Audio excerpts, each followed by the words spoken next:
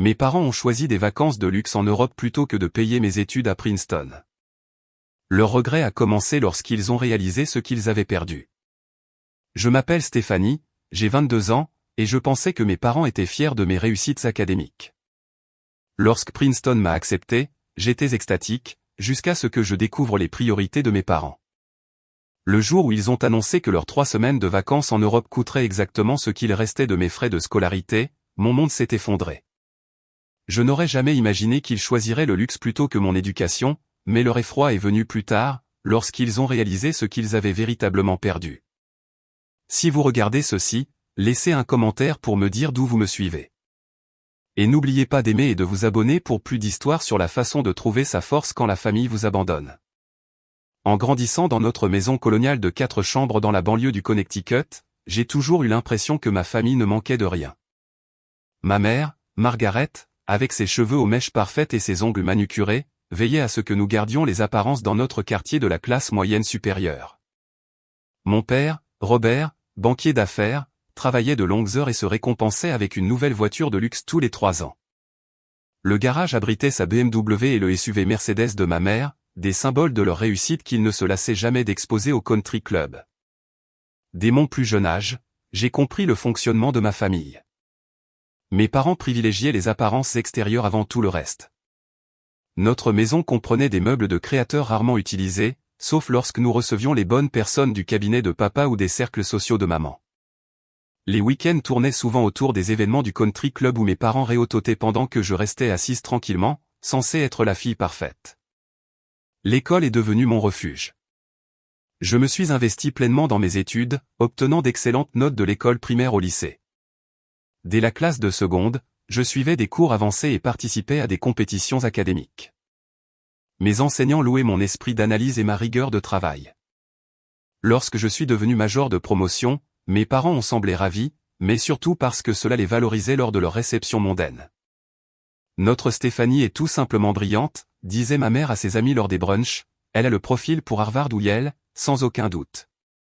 Ce qu'ils ne mentionnaient jamais, c'était leur absence d'implication dans mon parcours scolaire.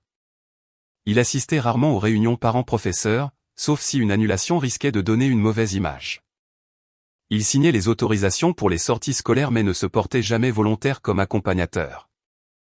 Quand j'avais besoin d'aide pour mes projets de foire scientifique, je m'adressais à mes professeurs ou faisais mes recherches seul à la bibliothèque. Puis, il y avait mon jeune frère Jason. De 3 ans mon cadet, il éprouvait des difficultés scolaires mais excellait au golf, le passe-temps favori de mon père. Soudain, l'argent est apparu pour des cours particuliers, des clubs de golf coûteux et des tournois le week-end. Quand Jason a eu besoin d'un tuteur pour maintenir la moyenne nécessaire afin de rester dans l'équipe de golf, mes parents ont engagé le meilleur sans hésiter. Jason a un vrai potentiel, disait mon père. Le golf ouvre des portes dans le monde des affaires. Pendant ce temps, je travaillais le week-end à la librairie locale, économisant pour payer mes frais d'inscription à l'université et mes livres de préparation aux examens. Mes parents m'avaient toujours promis qu'ils paieraient mes études supérieures si j'entrais dans une bonne école. Concentre-toi simplement sur tes études, disait-il chaque fois que j'évoquais mon compte d'épargne grandissant. À ma dernière année de lycée, j'avais accumulé un dossier impressionnant, une moyenne générale parfaite, la présidence du club de débat, du bénévolat au centre d'alphabétisation et des stages d'été au journal local. Lorsque les admissions anticipées ont ouvert, j'ai postulé à Princeton, l'école de mes rêves depuis que j'avais visité le campus en seconde. Leur programme de sciences politiques était renommé, et je m'imaginais déjà marchant sur les mêmes sentiers que les juges de la Cour suprême et les dirigeants mondiaux. Le jour où ma lettre d'acceptation est arrivée, j'ai crié si fort que notre voisine Ashley a frappé à la porte pour vérifier si tout allait bien. Mes mains tremblaient en appelant ma meilleure amie, Diana. Mes parents étant à un gala de charité, j'ai laissé la lettre sur le comptoir de la cuisine avec un mot disant que j'avais une excellente nouvelle. À leur retour vers minuit, ils ont jeté un coup d'œil dans ma chambre où je faisais semblant de dormir. J'ai entendu le murmure de ma mère disant « Princeton » et le sifflement admiratif de mon père. Le lendemain matin, ils m'ont emmené déjeuner dans le restaurant le plus chic de la ville. « Nous avons toujours su que tu y arriverais », a dit ma mère en sirotant son mimosa. « C'est ma fille », a ajouté mon père. Bien qu'il ait immédiatement commencé à parler de ses relations parmi les anciens élèves de Princeton, j'aurais dû prêter attention aux signaux d'alerte lorsqu'ils ont rapidement détourné la conversation vers leur projet d'été au lieu d'aborder les détails des frais de scolarité. J'aurais dû remarquer leur façon d'esquiver le sujet chaque fois que je mentionnais que l'aide financière couvrait 60% mais laissait un solde important à charge. Mais j'étais sur un petit nuage, imaginant mon avenir dans les couloirs sacrés de Princeton, persuadé que mes parents honoreraient leurs promesses de toujours. Après tout, ils venaient de dépenser 30 000 $ pour rénover leur salle de bain principale avec du marbre italien importé. Assurément, mon éducation passerait avant leur prochain achat de luxe. Je me trompais lourdement. Le dossier d'aide financière de Princeton est arrivé en avril. J'ai étalé les papiers sur la table de la cuisine, faisant les calculs sous le regard de mes parents. La prestigieuse université s'était montrée généreuse, offrant plus que ce que j'espérais compte tenu des revenus de la famille. Malgré tout, il restait un écart important de 28 000 $ par an. C'est en fait une excellente nouvelle, ai-je dit en regardant mes parents. Avec votre contribution et mes économies, je peux y arriver sans contracter d'emprunt massif. Mon père s'est raclé la gorge. Il va falloir que nous examinions ces chiffres de plus près, Stéphanie. L'université coûte cher de nos jours. Mais vous avez toujours dit que vous épargniez pour mes études, ai-je répondu, la confusion s'installant dans ma voix. Nous avons épargné un peu, est intervenue ma mère, mais il y a eu des investissements et des dépenses. Leurs réponses évasives ont continué au cours des semaines suivantes. Chaque fois que je tentais d'établir des plans concrets, ils changeaient de sujet ou me disaient qu'ils avaient besoin de temps pour réfléchir. Pendant ce temps, la date limite de dépôt du dossier à Princeton approchait. Un soir de début mai, j'utilisais l'ordinateur portable de mon père pour rechercher des bourses d'études lorsqu'une notification de mail est apparue. L'objet disait « Itinéraire final, escapade européenne ». La curiosité l'a emporté et j'ai cliqué. Sous mes yeux s'est dévoilé le programme détaillé de 3 semaines de vacances pour mes parents, vol de première classe pour Paris, hébergement dans des hôtels de luxe, visite privée du Louvre, dégustation de vin en Provence. Une semaine dans une villa en Toscane et une dernière semaine d'île en Grèce. Le montant total au bas de l'email s'élevait à 27 800 $, soit presque exactement la somme nécessaire pour ma première année à Princeton. Mes mains tremblaient en fermant l'email et l'ordinateur. C'était sûrement un malentendu. Peut-être préparait-il ce voyage depuis des années. Ou peut-être avait-il des fonds distincts réservés à mes études. Ce soir-là au dîner, j'ai décidé d'aborder le sujet directement. J'ai vu l'itinéraire des vacances en Europe, ai-je dit en m'efforçant de garder une voix stable. Ça a l'air incroyable. Mes parents ont échangé un regard avant que mon père ne réponde. Nous allions t'en parler. Ta mère et moi travaillons dur depuis des années, et nous avons toujours voulu découvrir l'Europe convenablement. Je comprends, ai-je dit prudemment. Mais qu'en est-il de Princeton? La compte est due la semaine prochaine, et nous n'avons toujours pas discuté du paiement des frais de scolarité. Un lourd silence s'est installé autour de la table. Mon frère Jason, sentant la tension, a demandé à sortir de table. Après son départ, ma mère a saisi son verre de vin. Chérie, il faut être réaliste. Princeton est extrêmement cher, même avec l'aide financière. Mais vous l'aviez promis, ai-je dit, ma voix n'étant plus qu'un murmure. Toute ma vie, vous m'avez dit que si j'entrais dans une bonne école, vous paieriez. Les choses changent, Stéphanie, a dit mon père fermement. L'économie n'est plus ce qu'elle était. Nos investissements n'ont pas donné les résultats escomptés.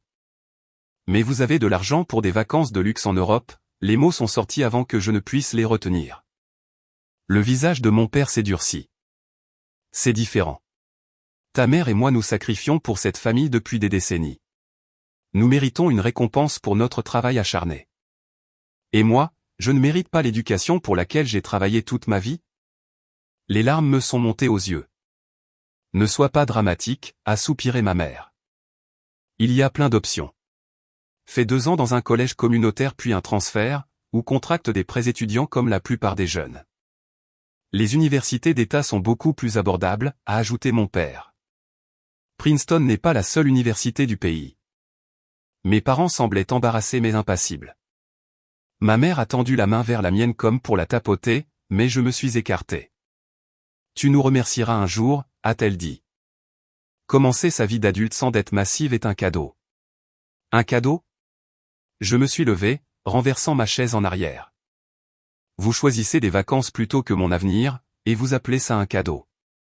La voix de mon père est devenue froide. Ça suffit, Stéphanie. Nous avons pris notre décision. Tu es assez grande pour régler cela sans faire de caprice. J'ai passé la nuit à pleurer dans ma chambre, oscillant entre dévastation et incrédulité. Le lendemain matin, j'ai tenté une dernière démarche, en leur proposant un compromis. Peut-être pouvaient-ils raccourcir leur voyage, choisir des hôtels plus modestes, ou le reporter d'un an le temps de régler ma situation universitaire. Ce n'est pas négociable, a dit mon père sans lever les yeux de son journal. Le voyage n'est plus remboursable à ce stade. Au cours de la semaine suivante, j'ai contacté le bureau d'aide financière de Princeton, expliquant ma situation et demandant une aide supplémentaire. Ils se sont montrés compréhensifs, mais ont expliqué que leurs calculs reposaient sur les revenus et le patrimoine de mes parents, lesquels indiquaient qu'ils pouvaient contribuer bien plus qu'ils ne voulaient bien le faire. 2 semaines plus tard, j'étais dans l'allée à regarder mes parents charger leurs bagages de marque assortis dans un taxi en partance pour l'aéroport. Ma mère m'a serré brièvement dans ses bras. Ne sois pas si triste, Stéphanie. Tu vas t'en sortir. Tu es intelligente. Mon père m'a tapoté l'épaule maladroitement. On te ramènera quelque chose de sympa de Paris. Alors que le taxi s'éloignait, j'ai regardé mon téléphone. Mes parents avaient déjà commencé à publier sur les réseaux sociaux. Enfin en vacances de rêve en Europe. 25 ans de mariage méritent une célébration. Pendant qu'ils visitaient la Tour Eiffel, j'enchaînais les heures supplémentaires à la librairie. Pendant qu'ils publiaient des photos de repas à 5 services en Toscane, je rencontrais ma conseillère d'orientation du lycée pour reporter mon entrée à Princeton et postuler à nouveau à des bourses. Pendant qu'ils se détendaient sur les plages grecques, je m'endormais en pleurant, me demandant comment les personnes censées m'aimer le plus pouvaient si facilement abandonner mes rêves pour leur plaisir éphémère. Le lendemain du départ de mes parents pour l'Europe, j'ai pris une décision qui allait changer le cours de ma vie. La date limite pour la compte de Princeton n'était que dans 3 jours, et j'avais 2 choix, abandonner complètement ma place ou demander un report d'1 an. Après un appel émouvant avec le bureau des admissions, j'ai obtenu le report, promettant de m'inscrire l'automne suivant. Vint ensuite la difficile tâche de planifier le financement de mes études de manière autonome. Mon compte d'épargne contenait $6 000 issus de mes années de travail à temps partiel. C'était loin d'être suffisant. Il me fallait un plan, et vite. Diana, ma meilleure amie depuis le CM1, m'a écouté déverser mes frustrations à la table de sa cuisine. C'est vraiment inadmissible cette histoire, a-t-elle dit en poussant une tasse de thé vers moi. Qu'est-ce que tu vas faire? Travailler. Économiser. Trouver une solution d'une manière ou d'une autre, ai-je répondu en essuyant mes larmes. Je n'abandonne pas Princeton. Les parents de Diana, Rebecca et Thomas, ont surpris notre conversation. Contrairement à mes propres parents, ils avaient toujours été chaleureux et d'un grand soutien, assistant à nos événements scolaires et me traitant comme leur seconde fille. Stéphanie, a dit Rebecca en s'asseyant à nos côtés. Nous avons une chambre d'amis vide depuis que la grand-mère de Diana s'est installée en Floride. Tu es la bienvenue chez nous le temps de t'organiser. L'offre m'a stupéfaite. Je ne pouvais pas m'imposer ainsi. Ce n'est pas du tout dérangeant, a insisté Thomas. Tu fais partie de la famille pour nous. Et franchement, nous sommes consternés par le comportement de tes parents. 2 jours plus tard, alors que mes parents visitaient le Louvre, j'ai emballé mes affaires et me suis installé chez Diana. J'ai laissé un mot expliquant ma décision et donnant ma nouvelle adresse. Ensuite, je me suis lancé dans ma nouvelle mission, devenir financièrement indépendante. En une semaine, j'avais réuni plusieurs emplois, les matinées dans un café local, les après-midi à donner des cours de maths et d'anglais à des lycéens, les soirées à la librairie et les week-ends comme assistante administrative dans un petit cabinet d'avocats. Cumulant ces emplois, je travaillais 70 à 80 heures par semaine, rentrant chez Diana épuisé mais déterminé. Le sommeil est devenu un luxe. Des cernes se sont formées sous mes yeux, et j'ai perdu du poids en sautant des repas pour courir d'un travail à l'autre. Mais mon compte bancaire grandissait lentement. Chaque dollar me rapprochait de Princeton. Lorsque mes parents sont revenus d'Europe 3 semaines plus tard, bronzés et chargés de sacs de shopping, ils ont été choqués de trouver ma chambre vide. Mon père m'a appelé immédiatement après avoir trouvé mon mot. C'est ridicule, Stéphanie, a-t-il dit d'une voix tendue par la colère. Tu ne peux pas simplement déménager sans nous en parler. Comme vous avez discuté de vos projets de vacances avec moi, ai-je répliqué. Je fais ce que vous m'avez dit de faire. Je me débrouille seul en m'installant chez la famille de Diana. Sais-tu quelle image cela renvoie de nous? Les gens vont penser que nous t'avons mise à la porte. C'était bien là leur véritable préoccupation. Non pas mon bien-être, mais les apparences. Je n'ai dit à personne pourquoi je suis parti, les assuraient froidement. Votre réputation est intacte. Ma mère a pris le téléphone ensuite, la voix oscillant entre la colère et la peine. C'est tellement ingrat, Stéphanie. Après tout ce que nous avons fait pour toi. Qu'avez-vous fait exactement, maman? À part choisir des vacances de luxe plutôt que les études que vous m'aviez promises toute ma vie? La conversation s'est terminée par mon père exigeant mon retour à la maison et ma mère pleurant sur la loyauté familiale. Je suis resté ferme, expliquant que je devais être plus proche de mes lieux de travail et que la famille de Diana m'avait généreusement ouvert sa porte pendant que j'économisais pour l'université. Au cours des mois suivants, l'attitude de mes parents est passée de la colère à la manipulation. Ils se présentaient à mon travail avec des cadeaux. Ils m'invitaient à des dîners coûteux. Ils ont même proposé de me prêter de l'argent pour mes études à condition que je revienne vivre à la maison et que je réduise mes heures de travail à un rythme plus raisonnable afin de ne pas embarrasser la famille. J'ai décliné chaque offre, sachant qu'elle comportait des conditions. Entre-temps, j'ai pris contact avec Madame Harrison, une conseillère financière recommandée par les parents de Diana. Elle m'a aidé à traverser le processus complexe de déclaration d'indépendance financière pour les besoins des aides universitaires. Ce n'est pas facile, m'a-t-elle expliqué lors de notre premier rendez-vous. Le gouvernement fédéral applique des critères stricts. En règle générale, il faut avoir 24 ans, être marié, avoir des personnes à charge, être une ancienne combattante ou être légalement émancipé. Je ne suis rien de tout cela, ai-je dit, le cœur lourd. Il existe des exceptions, a-t-elle poursuivi. Si vous pouvez prouver que vos parents refusent de vous fournir des informations financières et un soutien, et faire confirmer cela par des professionnels tiers, vous pouvez bénéficier d'une dérogation de dépendance. Nous avons commencé à monter mon dossier, preuve du refus de mes parents de contribuer malgré leur capacité financière, lettre de ma conseillère d'orientation et de mes professeurs de lycée, justificatif de mon autosuffisance et preuve de la rupture des relations familiales.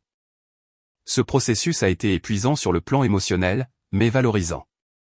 Pour la première fois, je prenais le contrôle total de mon avenir au lieu de dépendre de promesses pouvant être rompues sur un coup de tête. En décembre, 6 mois après le début de mon année de report, j'avais économisé près de $14 000, soit la moitié de ce dont j'avais besoin pour ma première année à Princeton. J'avais également obtenu mon statut d'indépendance financière pour l'aide, ce qui allait augmenter considérablement mon éligibilité aux bourses d'études. Mon réseau de soutien s'est étendu au-delà de Diana et de ses parents. Mon ancienne coach de l'équipe de débat m'a mis en relation avec des anciens de Princeton qui m'ont conseillé et encouragé. Mes employeurs ont augmenté mes responsabilités et mon salaire après avoir constaté ma rigueur au travail. Même mon frère Jason a commencé à voir la situation différemment, venant parfois me rendre visite chez Diana en secret de nos parents. Ils se disputent tout le temps maintenant, m'a-t-il confié lors d'une visite. Papa rejette la faute sur maman pour la tournure qu'ont prise les choses avec toi, et maman dit que papa aurait dû s'y prendre autrement. Est-ce qu'ils regrettent ce qu'ils ont fait, ai-je demandé, tentant de masquer l'espoir dans ma voix. Jason a baissé les yeux. Il regrette l'image que cela donne aux autres. Les associés de papa n'arrêtent pas de demander après toi, et maman a dû quitter le conseil d'administration de son association de charité parce que la fille de la présidente est ton amie de l'équipe de débat. J'ai hoché la tête, déçu mais pas surprise. Et toi, qu'en penses-tu, Jason? Je pense qu'ils ont eu tort, a-t-il dit doucement. Et je pense que tu es la personne la plus courageuse que je connaisse. Ces mots m'ont donné la force de poursuivre mon rythme de travail épuisant tout au long des froids mois d'hiver, me rapprochant chaque jour un peu plus de mon but. Fin février, alors que le semestre d'automne de Princeton n'était plus qu'à 6 mois, j'ai programmé une rencontre avec leur bureau d'aide financière. Le trajet hivernal en voiture jusqu'au New Jersey a duré 3 heures depuis le Connecticut, mais le fait de poser à nouveau le pied sur le campus a ravivé ma détermination. La neige saupoudrait les bâtiments gothiques et les étudiants se dépêchaient entre les cours, emmitouflés dans des écharpes et des manteaux aux couleurs orange et noire de l'université. Madame Watkin, une femme chaleureuse d'une 50aine d'années, a examiné mon dossier avec attention. Après avoir analysé mes documents attestant de mon indépendance financière, elle a hoché la tête pensivement. Compte tenu de votre nouveau statut et des informations fournies, nous pouvons recalculer votre dossier d'aide, a-t-elle déclaré. Avec vos revenus actuels, vos économies et la dérogation de dépendance, vous êtes éligible à un montant d'aide bien plus élevé. Elle a tapé rapidement sur son clavier, puis a tourné l'écran vers moi. Voici ce que serait votre nouvelle offre d'aide financière. J'ai eu le souffle coupé en voyant les chiffres. Ma bourse d'études avait presque doublé, ramenant le solde à ma charge à un peu moins de 10 000 $ par an. Cela restait difficile, mais c'était gérable grâce à mon épargne et à un travail à temps partiel durant l'année scolaire. C'est réel, ai-je chuchoté, n'osant pas y croire. C'est réel, Stéphanie, a souri Madame Watkin. Votre détermination a impressionné notre comité. Les étudiants qui surmontent des obstacles comme les vôtres deviennent souvent nos diplômés les plus brillants. En quittant le bureau d'aide financière, j'ai déambulé sur le campus dans un état second, entre joie et incrédulité. Mon rêve n'était pas seulement possible, il se réalisait. J'ai immédiatement appelé Diana, et son cri de joie a retenti dans le téléphone. Je savais que tu y arriverais, s'est-elle exclamée. Mes parents veulent t'inviter à dîner pour fêter ça. Sur le chemin du retour vers le Connecticut, mon téléphone a vibré, m'indiquant un email inattendu. Tech Future, une entreprise de logiciels en pleine croissance auprès de laquelle j'avais postulé pour un poste administratif, souhaitait me faire passer un entretien pour leur programme de stage d'été. Le poste offrait une bourse d'études de 5 000 $ pour les participants retournant à l'université à l'automne. La semaine suivante a apporté une autre surprise. La mère de mon père, grand-mère Eleanor, m'a appelé pour m'inviter à déjeuner. Bien que j'ai toujours été proche de mes grands-parents, les contacts s'étaient raréfiés depuis les vacances de mes parents et mon déménagement. Nous nous sommes retrouvés dans un petit café près de chez Diana. Grand-mère Eleanor, élégante à 75 ans avec ses cheveux argentés et ses yeux bleus perçants, m'a serré fort dans ses bras avant que nous ne nous asseyions. « Je n'ai entendu que la version de tes parents sur ce qui s'est passé », a-t-elle dit après notre commande. « J'aimerais entendre la tienne. » Je lui ai raconté toute l'histoire avec précision, la promesse d'aide pour l'université, la découverte de leur projet de vacances, leur refus de m'aider, et mon parcours depuis lors. Je lui ai montré les justificatifs de mes heures de travail, le solde de mon compte d'épargne et ma nouvelle lettre d'aide financière de Princeton. Grand-mère Eleanor m'a écouté sans m'interrompre, son visage se fermant au fil du récit. Quand j'ai eu fini, elle a pris ma main de l'autre côté de la table et l'a serrée. Ton grand-père et moi n'avions aucune idée de tout cela, a-t-elle dit, la voix serrée. Robert nous a dit que tu avais refusé leur aide parce que tu voulais être indépendante. Il a dit que tu avais rejeté une très bonne option d'université d'État par simple entêtement pour Princeton. Ce n'est pas du tout ce qui s'est passé, ai-je répondu, retenant mes larmes. Je te crois, a-t-elle dit fermement. Et je suis profondément déçu par mon fils et son épouse. Le dimanche suivant, mes grands-parents ont invité mes parents à leur traditionnel dîner de famille. À la demande de grand-mère Eleanor, j'y ai assisté également, revoyant mes parents pour la première fois en près de 3 mois. La tension dans la salle à manger était palpable alors que nous nous passions maladroitement les plats autour de la table ancienne de mes grands-parents. Après le dessert, grand-mère Eleanor s'est raclé la gorge. Robert, Margaret, Stéphanie nous a raconté ce qui s'est réellement passé pour ses études. Le visage de mon père a rougi. Maman, tu ne comprends pas toute l'histoire. Je comprends parfaitement, l'a interrompu grand-mère Eleanor. Vous avez choisi des vacances de luxe plutôt que l'éducation de votre fille. Vous avez rompu des promesses faites durant toute son enfance, et vous avez menti à la famille. Ma mère s'est redressée, irritée. Nous travaillons dur pour notre argent, Eleanor. Nous méritons. Vous ne méritez rien, est intervenu mon grand-père William, d'une voix habituellement douce mais soudain tranchante. Les parents font des sacrifices pour leurs enfants. Ils ne sacrifient pas leurs enfants pour leur plaisir personnel. La discussion s'est rapidement envenimée. Ma tante Jessica, la sœur de mon père, s'est dite choquée de leur comportement.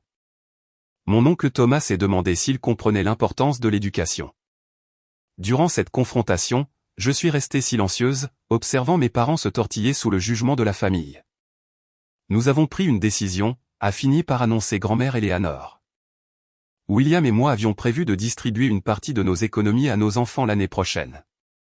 À la place, nous donnons immédiatement 20 000 $ à Stéphanie pour ses études. Et j'apporterai 5 000 $, a ajouté ma tante Jessica. Ma fille a reçu des bourses pour la majeure partie de ses frais de scolarité, et j'avais prévu un budget supérieur à ses besoins. Mes parents semblaient stupéfaits, puis indigné. Vous ne pouvez pas faire ça, a protesté mon père. Vous minez notre autorité parentale. Quelle autorité, a demandé grand-mère Éléanore froidement. Vous y avez renoncé quand vous avez choisi la Côte d'Azur plutôt que l'avenir de votre fille. Face à la réalité de leur humiliation publique au sein de la famille, mes parents ont tenté de limiter les dégâts. Ma mère a affirmé en pleurant qu'ils avaient toujours eu l'intention de m'aider, mais qu'ils voulaient d'abord m'apprendre l'indépendance. Mon père a insisté sur le fait que ces vacances étaient médicalement nécessaires en raison du niveau de stress de ma mère. Personne ne les a crus. En rentrant chez Diana ce soir-là, j'étais traversé par un mélange complexe d'émotions, un sentiment de revanche, de la gratitude envers ma famille élargie et une tristesse persistante face au choix de mes parents. Mais surtout, je ressentais un espoir réel et solide que mon rêve de Princeton devienne réalité. Le lendemain, j'ai reçu la confirmation de mon stage chez Tech Future.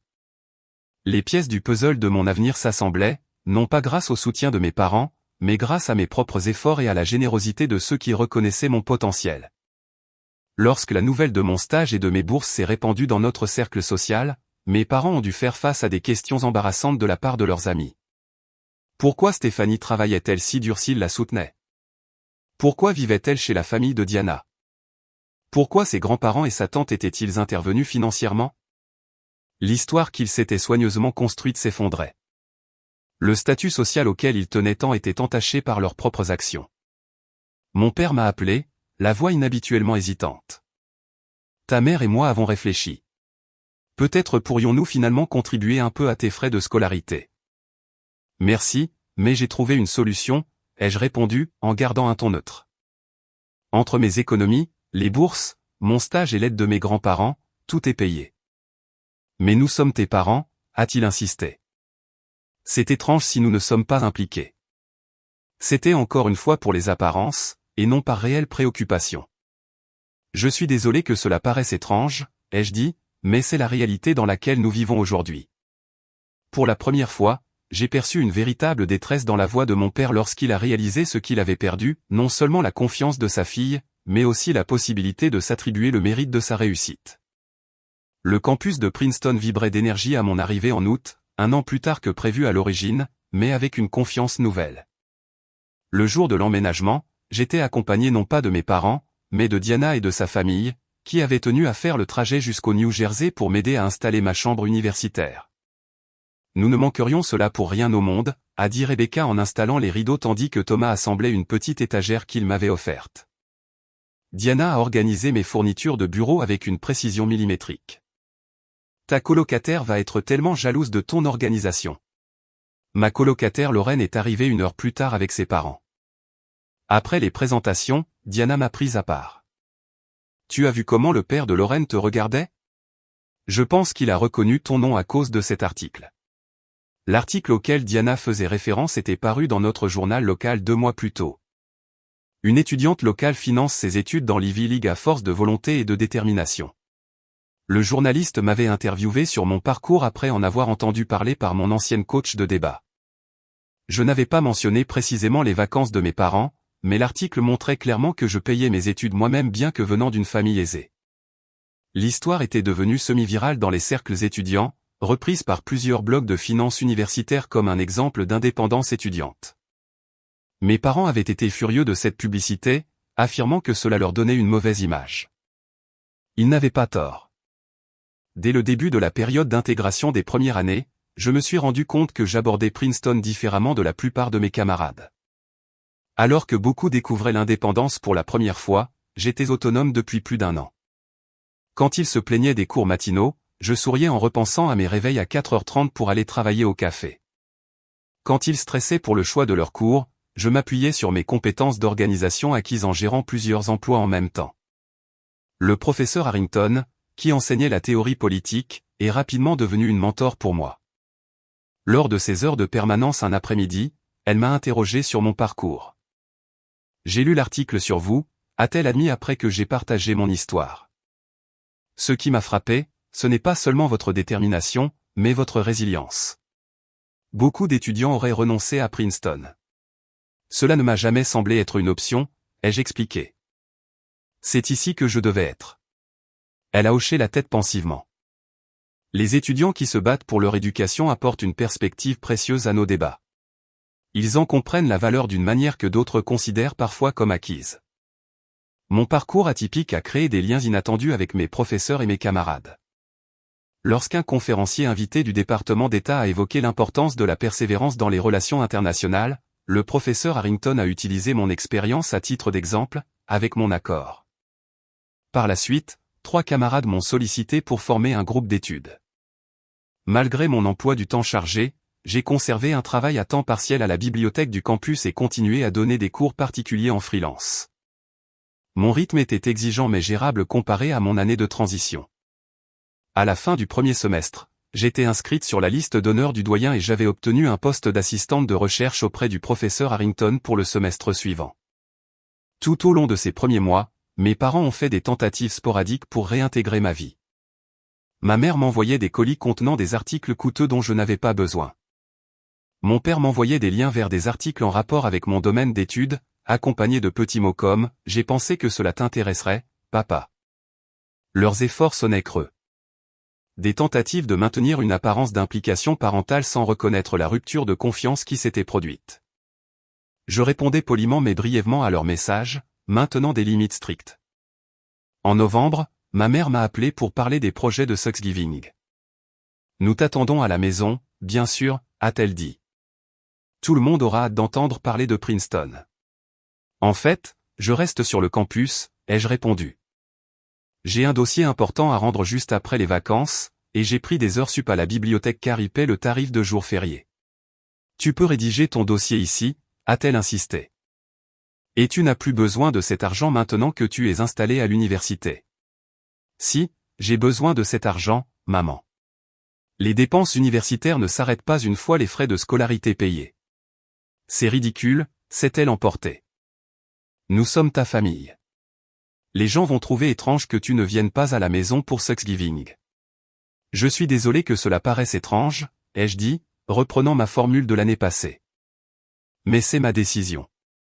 Au lieu d'un Thanksgiving familial traditionnel, j'ai participé à un dîner organisé par le professeur Harrington pour les étudiants internationaux et ceux restés sur le campus. Les conversations étaient passionnantes, l'ambiance chaleureuse, et je n'ai pas eu à faire semblant que tout allait bien avec mes parents. Le mois de décembre a apporté un événement inattendu. Mon frère Jason, désormais en première au lycée, m'a appelé pour me dire qu'il avait été accepté dans un programme d'été prestigieux pour jeunes entrepreneurs. Maman et papa refusent de payer, a-t-il dit, la frustration évidente dans la voix. Ils disent que leur contribution à mon épargne pour l'université est prioritaire. Ça n'a pas de sens, ai-je répondu. Ce programme valoriserait énormément tes dossiers d'inscription universitaire. Je sais, a-t-il soupiré. Mais depuis ce qui s'est passé avec toi, ils sont bizarres avec l'argent. Papa parle tout le temps de tirer les leçons des erreurs du passé et maman s'énerve dès qu'on parle de Princeton. Est-ce qu'ils ont dit des choses précises sur moi, ai-je demandé. Pas directement à moi, a dit Jason. Mais je les ai entendus se disputer. Papa a dit qu'il t'avait perdu à cause de cette décision de vacances. Et maman a dit qu'il ne pouvait pas deviner que tu irais à de telles extrémités au lieu de simplement faire des emprunts. Ces mots confirmaient ce que je soupçonnais, mes parents commençaient à réaliser les conséquences de leur choix, mais ne parvenaient toujours pas à assumer pleinement leurs responsabilités. Les vacances d'hiver ont été un autre test pour mes limites. Sans me consulter, mes parents ont annoncé qu'ils viendraient à Princeton pour me ramener à la maison pour Noël. Nous avons déjà tout planifié, m'a envoyé ma mère par SMS. Nous arriverons samedi à 11h. J'ai répondu fermement, j'ai déjà organisé mon retour avec la famille de Diana. Ils viennent me chercher vendredi après mon dernier examen. Mes parents se sont tout de même présentés à ma résidence, pour s'apercevoir que j'étais déjà parti. Les messages vocaux qui ont suivi allaient de la déception à l'indignation. Mon père m'a accusé de les avoir délibérément embarrassés devant les parents avec qui ils avaient discuté en m'attendant dans le hall de la résidence. Les vacances de Noël ont été tendues. Nous entretenions des conversations polies autour des cadeaux et des repas, mais la rupture sous-jacente demeurait inchangée. Mes parents semblaient s'attendre à ce que les choses redeviennent normales si nous faisions simplement semblant que notre relation n'avait pas fondamentalement changé. Pendant ce temps, ma réussite académique se poursuivait. Mon second semestre a apporté des cours plus difficiles, mais aussi plus de confiance en mes capacités. Le professeur Harrington m'a nominé pour un programme d'été prestigieux à Washington DC, qui m'offrirait à la fois une expérience précieuse et un soutien financier supplémentaire. Lorsque j'ai reçu la lettre d'acceptation en mars, Diana m'a suggéré de partager la nouvelle avec mes parents malgré nos relations distantes. Ils doivent savoir ce que tu accomplis, a-t-elle insisté. J'ai mentionné le programme lors de notre appel téléphonique suivant. Mon père m'a immédiatement demandé si cela signifiait que je ne rentrerais pas à la maison pour l'été. C'est exact, ai-je confirmé. Je serai à Washington de juin à août. Donc, nous ne te verrons pas du tout, a demandé ma mère, la voix serrée. Vous pourriez venir me voir à Washington, ai-je proposé, leur tendant une perche. Il y a eu un silence avant que mon père ne réponde. Nous verrons. Nos emplois du temps sont assez chargés cet été. Le contraste était frappant. L'année précédente, ils avaient privilégié des vacances plutôt que mes études. Maintenant que je réussissais par mes propres moyens, ils ne trouvaient pas le temps de rendre visite à leur fille dans la capitale fédérale. La prise de conscience a semblé frapper ma mère en premier. Nous ne te connaissons vraiment plus, n'est-ce pas, Stéphanie, a-t-elle dit soudainement. Tu as construit toute cette vie sans nous. Pour la première fois, j'ai perçu un regret sincère dans sa voix. Non pas au sujet des apparences ou du statut social, mais concernant la relation que nous avions perdue. Ce n'était pas mon choix, ai-je répondu doucement. Mais c'est là où nous en sommes aujourd'hui. À la fin du semestre de printemps, j'ai reçu la notification d'une autre distinction, l'obtention de la prestigieuse bourse Wilson, qui couvrirait la moitié de mes frais de scolarité pour ma deuxième année. La cérémonie de remise des prix était prévue durant le week-end des parents, un moment où la plupart des étudiants présentent leur réussite à leur famille fière. Mes parents ont appelé immédiatement après avoir reçu l'invitation officielle.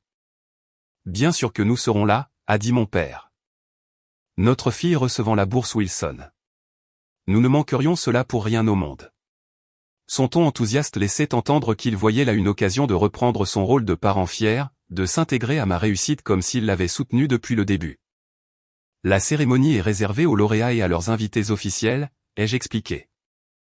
J'ai déjà inscrit les parents de Diana comme invités. Ce sont eux qui m'ont soutenu dès le départ. Le silence à l'autre bout du fil a été assourdissant. Nous sommes tes parents, a fini par dire mon père, la voix glaciale. Biologiquement, oui, ai-je reconnu. Mais la famille, c'est bien plus que l'ADN. C'est être présent quand c'est important. Un autre silence s'en est suivi, puis la voix de ma mère s'est brisée légèrement. Est-ce que nous t'avons perdu complètement, Stéphanie? La question est restée en suspens, chargée des conséquences de choix faits un an plus tôt, lorsque des vacances en Europe avaient pris le pas sur l'avenir de leur fille. Je ne sais pas, ai-je répondu honnêtement. Cela dépend de votre capacité à comprendre ce qui s'est réellement passé entre nous et de ce qu'il faudra faire pour reconstruire la confiance. Après avoir raccroché, je me suis assise sur le lit de ma chambre, regardant ce campus de Princeton qui avait failli m'échapper. Le chemin pour arriver à ce moment avait été plus difficile que nécessaire, douloureux de manière que je n'aurais jamais soupçonné. Mais il m'avait aussi révélé des forces que je n'aurais peut-être jamais découvertes autrement, et m'avait connecté à des personnes qui me soutenaient pour ce que j'étais, et non pour les apparences. Mes parents avaient en effet perdu quelque chose de précieux, mais leur effroi ne faisait que commencer à se révéler à mesure qu'ils prenaient conscience de la véritable ampleur de leur perte. Ma troisième année à Princeton m'a vu m'épanouir sur les plans académiques et sociaux. Ma majeure en sciences politiques, complétée par des cours d'économie, m'a ouvert des portes inattendues. Après mon été à Washington DC, j'ai obtenu un stage prestigieux dans un cabinet de conseil international pour le semestre d'automne, conciliant le travail et les cours. Le professeur Harrington a continué à me guider, m'encourageant à postuler pour la bourse Rhodes malgré la rude concurrence. Votre parcours personnel montre précisément le type de caractère et de détermination que recherche le comité, a-t-elle insisté lors d'un café pour discuter de ma candidature. Mon cercle d'amis s'était élargi au-delà de Diana pour inclure un groupe diversifié de camarades de classe, Zoé, une brillante étudiante en mathématiques de Californie, Marcus, qui étudiait la littérature et venait de Chicago, et Alicia. Une étudiante en ingénierie dont l'esprit d'analyse complétait mon orientation politique. Ensemble, nous faisions face aux cours de plus en plus difficiles et commencions à planifier notre vie après l'université. Puis est arrivé un appel téléphonique inattendu de mon frère, Jason. « Salut Steph, les choses sont bizarres à la maison », a-t-il commencé sans préambule. « Papa a perdu un client important au travail et il parle de revoir les priorités. Est-ce qu'il a des problèmes professionnels, ai-je demandé, inquiète malgré la complexité de nos relations. Je ne pense pas que ce soit juste un client, a admis Jason. Il stresse pour l'argent depuis des mois. Ils ont annulé leur séjour au ski à Aspen et maman a même rendu un sac à main de créateur la semaine dernière. La nouvelle m'a surprise. Mes parents avaient toujours affiché une grande stabilité financière, voire de l'opulence. Sais-tu ce qui s'est passé? Pas exactement. J'ai entendu papa au téléphone parler de perte d'investissement et de baisse des marchés. Et ils se disputent sur leurs habitudes de dépenses. Papa a dit quelque chose sur le fait que des années passées à vivre au-dessus de nos moyens finissaient par nous rattraper. Après avoir raccroché, j'ai réfléchi à ce que cela impliquait. Mes parents avaient privilégié le luxe et les apparences pendant des décennies, potentiellement au détriment de leur sécurité financière. Les vacances en Europe qui m'avaient coûté leur soutien pour l'université semblaient soudain encore plus irresponsables. 2 semaines plus tard, ma mère m'a appelé. Nos conversations étaient restées très superficielles depuis la confrontation de la cérémonie de remise des bourses, se concentrant sur des sujets neutres comme la météo et les activités de Jason. Cet appel a tout de suite semblé différent. Stéphanie, je sais que les choses sont tendues entre nous, a-t-elle commencé avec hésitation. Mais ton père et moi aimerions te voir. Est-ce que nous pourrions venir sur le campus le week-end prochain? Quelque chose dans son ton, une vulnérabilité que je lui connaissais rarement, m'a incité à accepter. Ils sont arrivés le samedi matin, visiblement différents de leur allure soignée habituelle. La montre de marque de mon père était absente, et les bijoux de ma mère étaient minimalistes. Nous avons marché maladroitement sur le campus, discutant de choses et d'autres comme les bâtiments et mes cours, jusqu'à ce que nous nous installions dans un café à l'écart du flux des étudiants. Nous devons te parler de quelque chose d'important, a dit mon père après avoir commandé du café. Notre situation financière a changé. Au cours de l'heure qui a suivi, ils ont révélé la vérité. Des années de dépenses excessives, d'investissements risqués et de priorités données aux apparences les avaient rattrapés. Le cabinet de mon père réduisait ses effectifs, diminuant considérablement ses primes. Leur maison, refinancée à plusieurs reprises pour financer leur train de vie, valait moins que le montant restant de leur crédit. Les dettes de cartes de crédit s'étaient accumulées à des niveaux alarmants. Nous avons rencontré un conseiller financier, a expliqué ma mère. Nous devons faire des changements importants. J'ai écouté en silence, analysant la situation. Quand ils ont eu fini, mon père s'est raclé la gorge, mal à l'aise. Le fait est, Stéphanie, que nous allons peut-être devoir te demander de l'aide. Mon aide, ai-je répété, sincèrement confuse. Tes grands-parents ont mentionné qu'ils contribuaient à tes frais de scolarité, a-t-il poursuivi. L'audace de la demande m'a sidéré. Après avoir refusé de m'aider pour mes études, ils s'attendaient maintenant à ce que je réoriente des fonds pour réparer leurs erreurs financières. Ce n'est pas possible, ai-je dit fermement. La contribution de mamie et papy va directement à Princeton. Mes bourses ont des conditions d'attribution similaires, et chaque dollar que je gagne sert à payer mes frais universitaires et mes dépenses courantes de subsistance. Le visage de mon père s'est durci. La famille s'entraide, Stéphanie. Après tout ce que nous avons fait pour toi. Qu'avez-vous fait pour moi récemment, l'ai-je interrompu, en gardant une voix basse mais intense. Vous avez choisi des vacances plutôt que mes études. Vous ne vous êtes jamais excusé d'avoir rompu vos promesses. Et maintenant, vous me demandez de compromettre mon avenir pour réparer vos erreurs financières. Ma mère s'est mise à pleurer doucement. Nous sommes tes parents. Est-ce que cela ne compte plus du tout? La question m'a frappé de plein fouet. Est-ce que cela comptait? Est-ce que cela le devait? J'ai pensé aux parents de Diana qui m'avaient ouvert leur maison sans hésitation.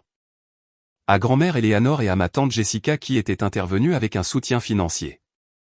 Au professeur Harrington qui m'avait guidé de manière plus significative en 2 ans que mes parents ne l'avaient fait durant toute mon enfance.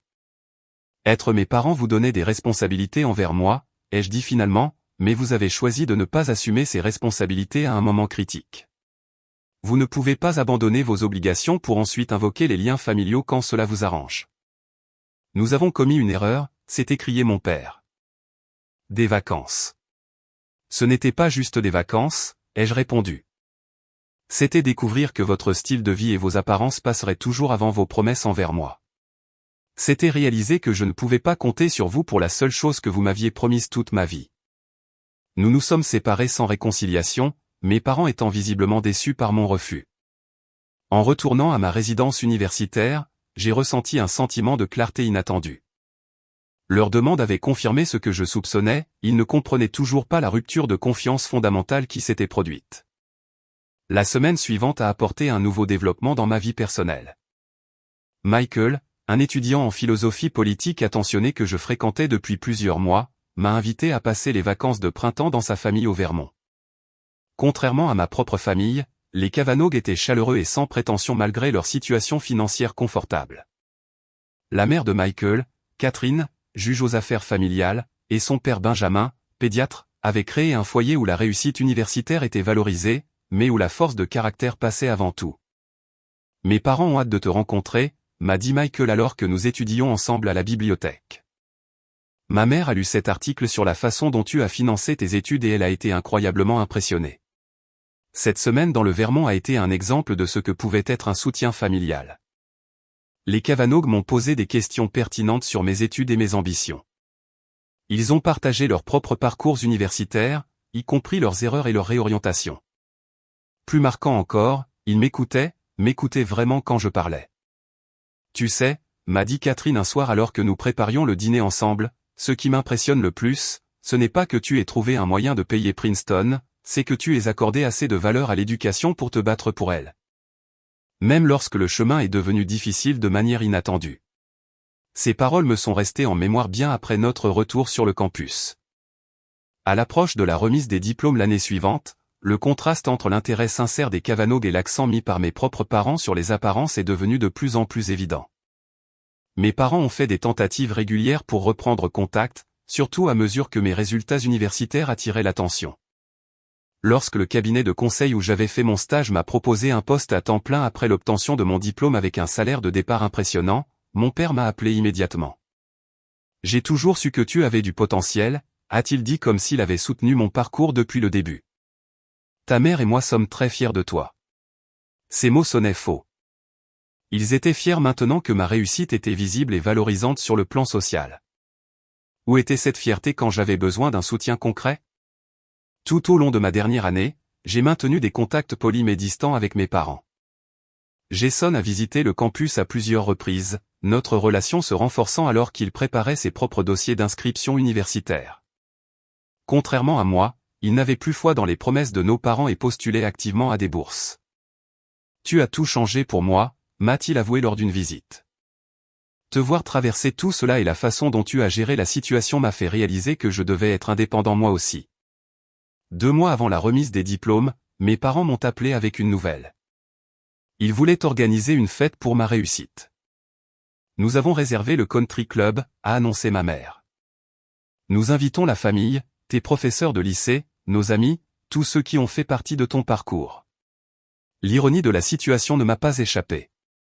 Ils voulaient célébrer publiquement une réussite qu'ils avaient failli faire échouer. La plupart de ces gens ne faisaient pas partie de mon parcours, ai-je répondu. Les personnes qui m'ont réellement soutenu sont la famille de Diana, mes grands-parents, ma tante Jessica et mes professeurs. Ils seront invités aussi, bien sûr, a dit ma mère rapidement. Je vous remercie pour l'intention, ai-je dit prudemment, mais j'ai déjà prévu une petite réunion avec les personnes qui ont été présentes pour moi tout au long de mes études. La frustration de mon père a éclaté. Pour l'amour de Dieu, Stéphanie, quand vas-tu passer à autre chose ? Nous avons fait une erreur il y a 3 ans, et tu continues de nous punir. As-tu la moindre idée de ce que cela renvoie comme image aux autres ? Il ne s'agit pas d'apparence, ai-je répondu d'une voix stable. Il s'agit d'authenticité. Je ne veux pas d'une fête qui fasse semblant que vous avez soutenu mes études alors que vous avez choisi de ne pas le faire. Après avoir raccroché, j'ai reçu une avalanche de SMS de membres de la famille élargie, visiblement orchestrés par mes parents, m'encourageant à pardonner, à oublier et à ne pas laisser la fierté abîmer les relations familiales. Cette campagne de pression n'a fait que renforcer ma décision.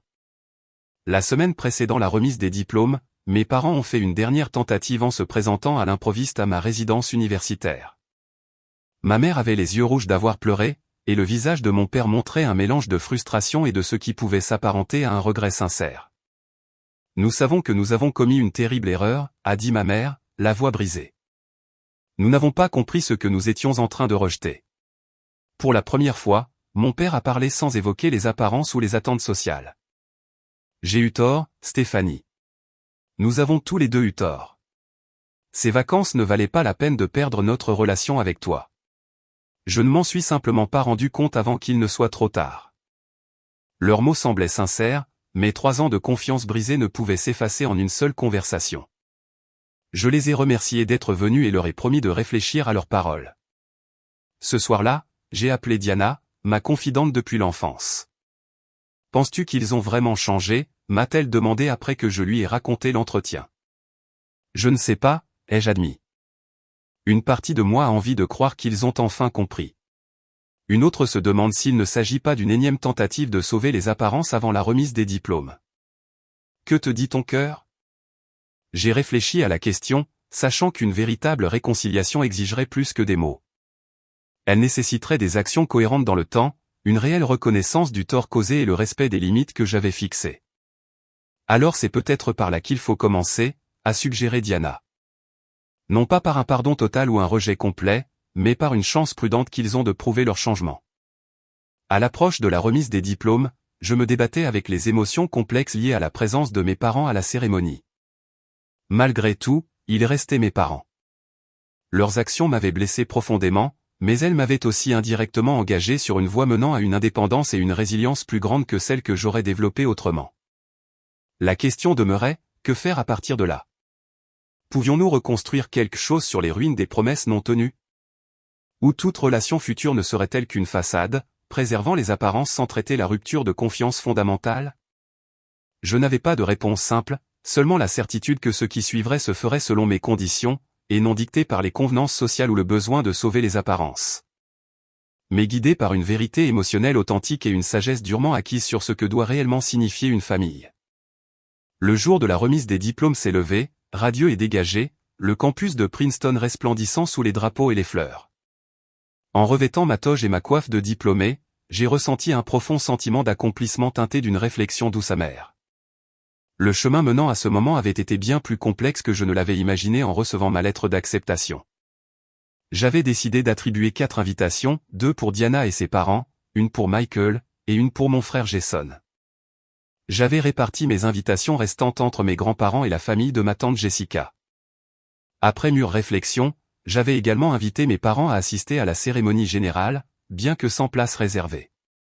Lorsque je suis sorti de la zone de rassemblement des diplômés, j'ai repéré immédiatement mon cercle de soutien. Diana me faisait de grands signes enthousiastes à côté de ses parents rayonnants. Michael se tenait droit dans un costume impeccable, la fierté visible dans son regard. Jason, désormais en terminale et en route pour Cornell avec une bourse d'études importante, souriait et me montrait un pouce levé. Mes grands-parents et ma tante occupaient leur siège avec une joie digne. Et là, un peu en retrait, se tenaient mes parents. Ma mère serrait son sac à main contre elle, l'expression mêlée de fierté et d'incertitude. Mon père se tenait droit mais réservé, si différent de sa prestance habituellement assurée. La cérémonie s'est déroulée dans un enchaînement de discours, de récompenses et de traditions. Lorsque mon nom a été prononcé pour mon diplôme, reconnaissant ma mention summa cum laude, j'ai entendu des acclamations de plusieurs côtés.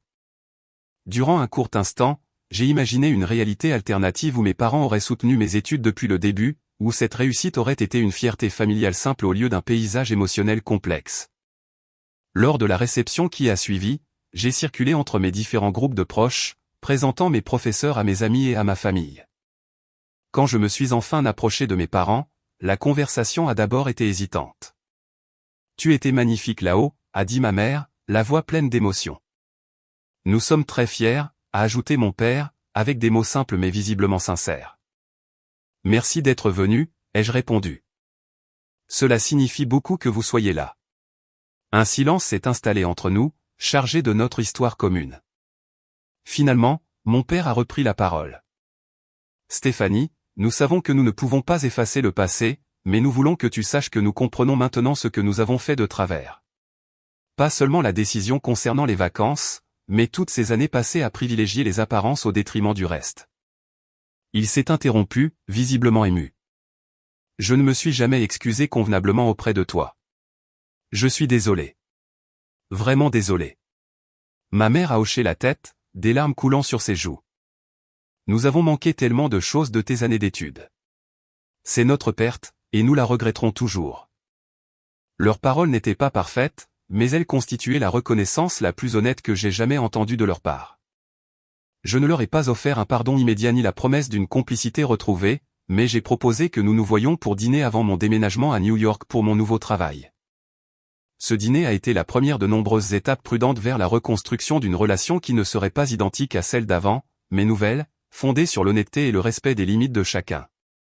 Au fil des mois suivants, mes parents ont prouvé leur changement par des actes, au-delà des mots.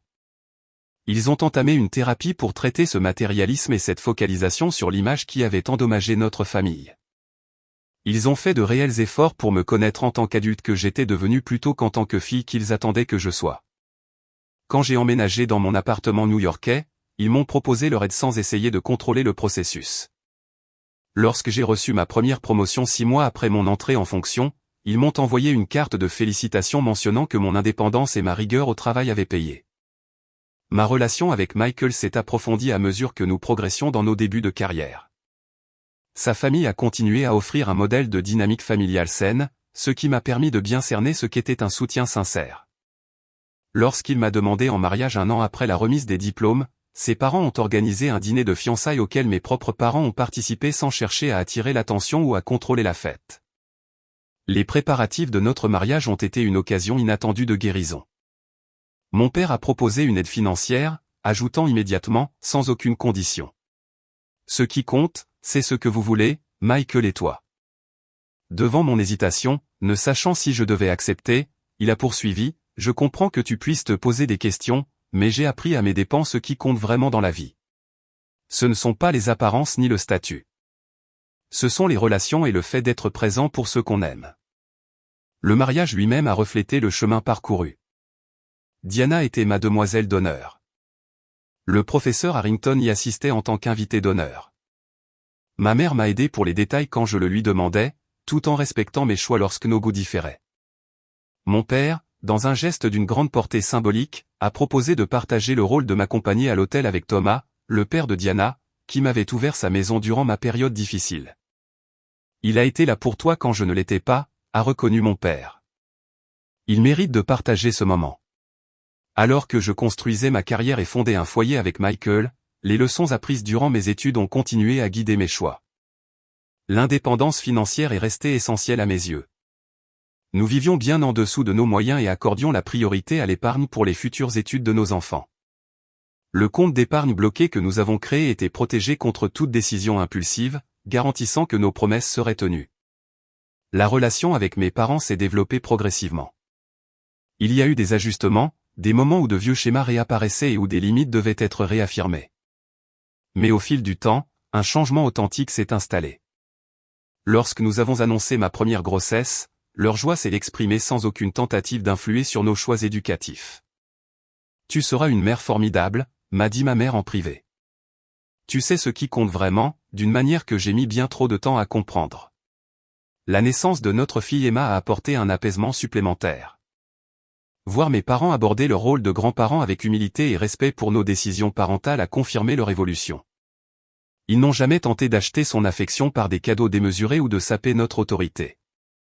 Au contraire, ils se sont concentrés sur la construction d'une relation sincère basée sur la présence et l'attention. Quand Emma a eu 5 ans et a commencé à poser des questions sur les études supérieures, inspirée par nos visites à Princeton pour les rassemblements d'anciens élèves, mon père a ouvert un fonds d'épargne études pour elle, en nous désignant Michael et moi comme tuteurs. J'ai appris à mes dépens ce qui se passe quand les promesses concernant l'éducation ne sont pas tenues, a-t-il expliqué. Cela garantit qu'Emma aura ce dont elle a besoin le moment venu, quoi qu'il arrive. Avec le recul de 10 années passées depuis l'obtention de mon diplôme, ce chemin douloureux qui avait débuté par le choix de mes parents de privilégier des vacances plutôt que mes études nous avait tous transformés.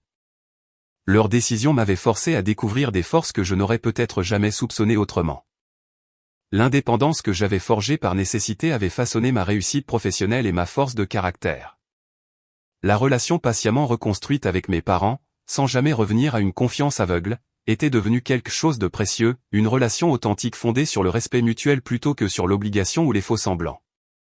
La leçon que je retiens et que je transmettrai un jour à Emma n'est pas de nourrir de la rancœur ou de rejeter le pardon. Elle réside dans la force de rester ferme sur sa propre valeur, même lorsque ceux qui devraient vous estimer le plus la perdent temporairement de vue. Il s'agit de bâtir un réseau de soutien fondé sur l'affection sincère plutôt que sur le seul lien biologique. Et il s'agit de la possibilité d'évoluer et de se racheter lorsque l'on reconnaît sincèrement ses erreurs et que l'on s'engage vers un changement constructif. La vie offre rarement des solutions idéales face aux ruptures de confiance. Ce qu'elle propose, en revanche, c'est l'opportunité de reconstruire quelque chose de neuf et d'authentique à partir des morceaux de nos attentes déçues. Mes parents ont préféré des vacances à mon éducation et ils ont été profondément confrontés aux conséquences de leur choix. Mais cette épreuve a finalement conduit à notre évolution à tous. Et vous? Avez-vous déjà dû faire face seul à une situation où ceux sur qui vous comptiez vous ont abandonné? Comment avez-vous trouvé la force de continuer à poursuivre vos rêves malgré les obstacles? J'aimerais beaucoup lire vos parcours dans les commentaires ci-dessous. Et si ce témoignage vous a touché, n'hésitez pas à aimer, à vous abonner et à le partager avec une personne qui pourrait avoir besoin d'encouragement pour continuer à se battre pour son avenir, même lorsque le chemin s'avère particulièrement difficile. Merci de m'avoir écouté et rappelez-vous que, parfois, nos plus belles évolutions naissent de nos plus grandes déceptions.